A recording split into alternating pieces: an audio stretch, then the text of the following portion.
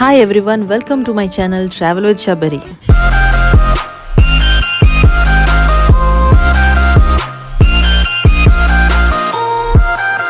In this episode, we are going to visit historical places of Hampi, Badami, Aihole and Pattadakal. At first, we visited Virupaksha temple, which is a 7th century Shiva temple in Hampi. Lord Virupaksha, also referred to as Pampapati, is the main deity in Virupaksha temple.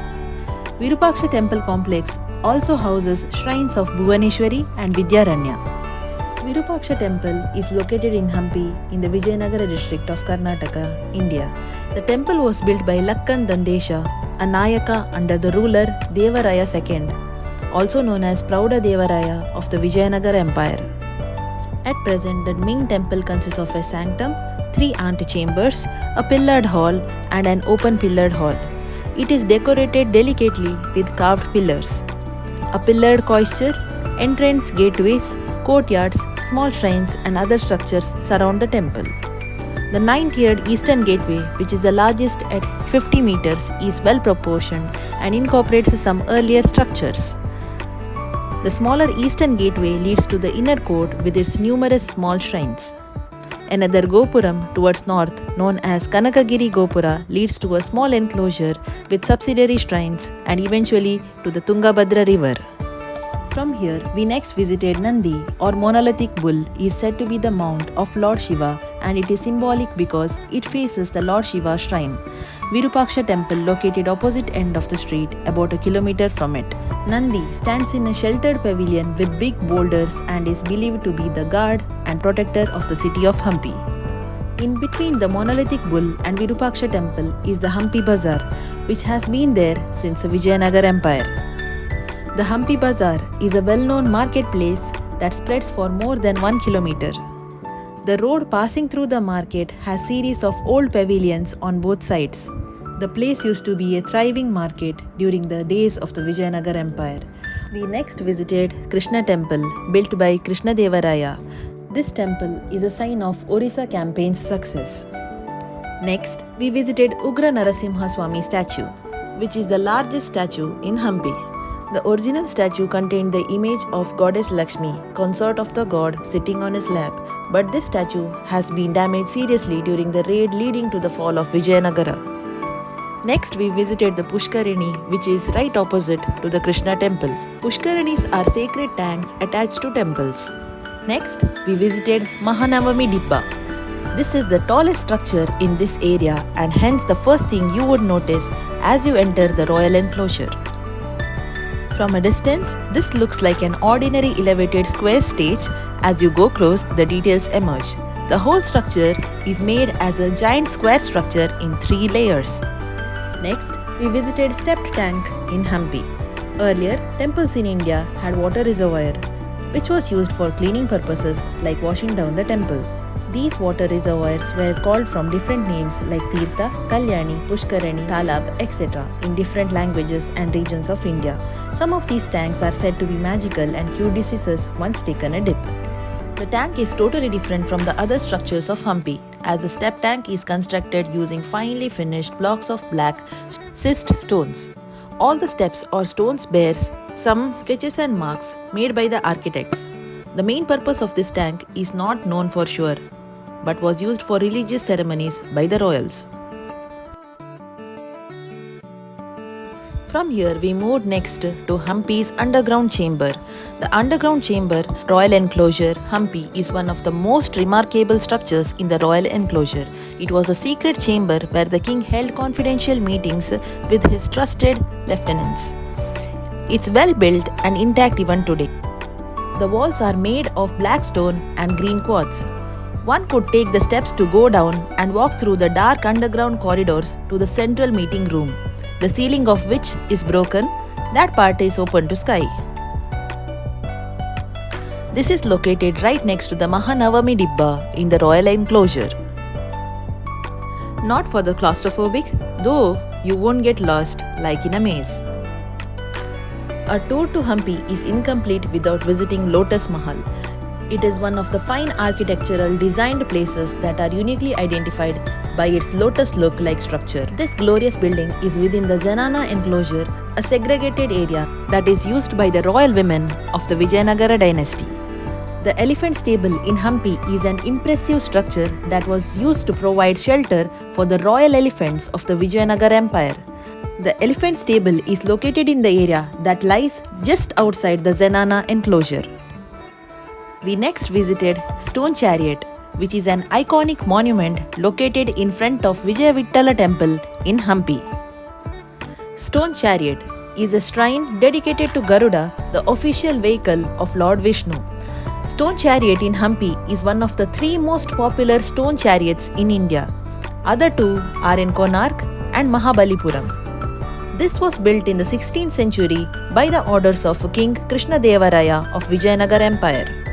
Next, we visited Tungabhadra Dam, which is also known as Pampa Sagar, is a water reservoir constructed across the Tungabhadra river in the city of Hosapete in Vijayanagara district, Karnataka, India. It is a multi-purpose dam serving irrigation, electricity generation, food control, etc. for the state. It is one of the only 2 non-cement dams in India, the other being the Mullaperiyar Dam in Kerala.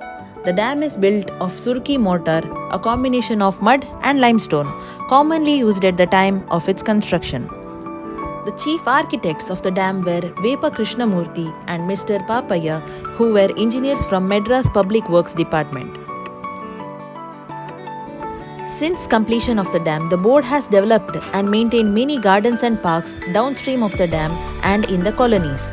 The gardens near the dam are attracting many tourists. On our way to Badami, we came across sunflower field and couldn't resist stopping to enjoy its beauty.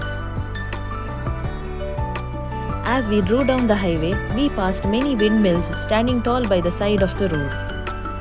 Next morning, we visited Badami, formerly known as Vatapi, is a town and headquarters of a taluk by the same name in the Bagalkot district of Karnataka, India. It was the regal capital of the Badami Chalukyas from 540 to 757. It is famous for its rock-cut monuments such as the Badami cave temples as well as the structural temples such as the Bhutanatha temples, Badami Shivalaya and Jambulingeshwara temple. It is located in a ravine at the foot of a rugged red sandstone outcrop that surrounds Agastya Lake. The Badami cave temples represent some of the earliest known examples of Hindu temples in the Deccan region. They, along with the temples in Aihole, transformed the Mallaprabha river valley into a cradle of temple architecture that influenced the components of later Hindu temples elsewhere in India.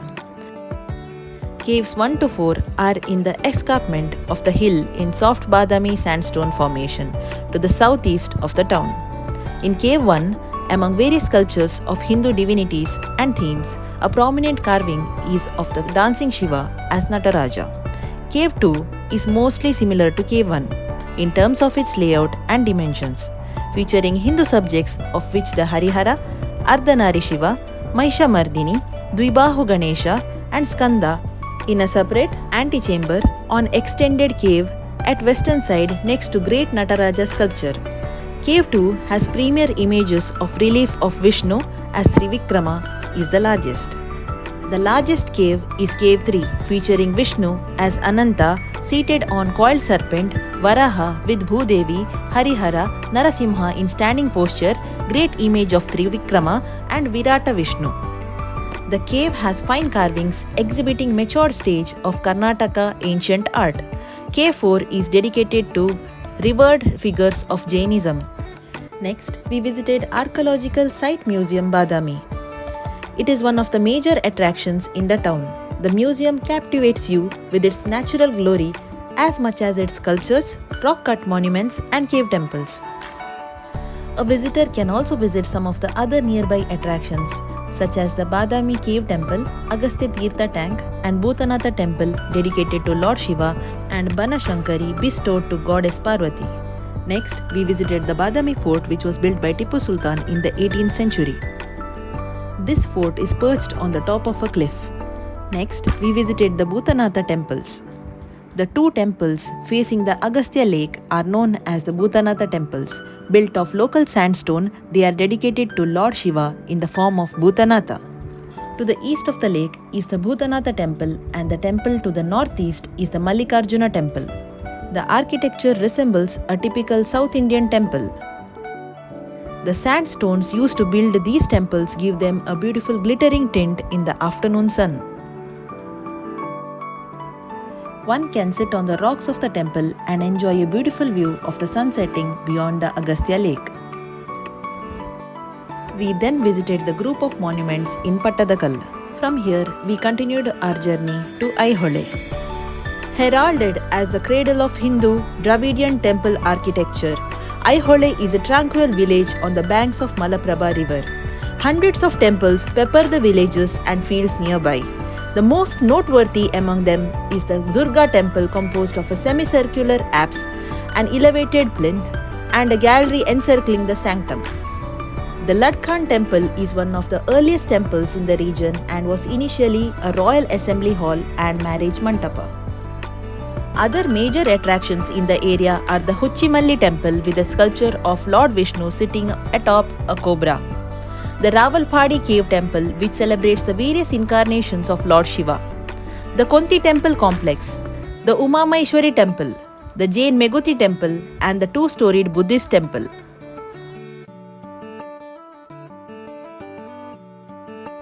I loved traveling to this place. I hope you will enjoy it too. For more information, subscribe to my channel Travel with Shabari. Bye-bye.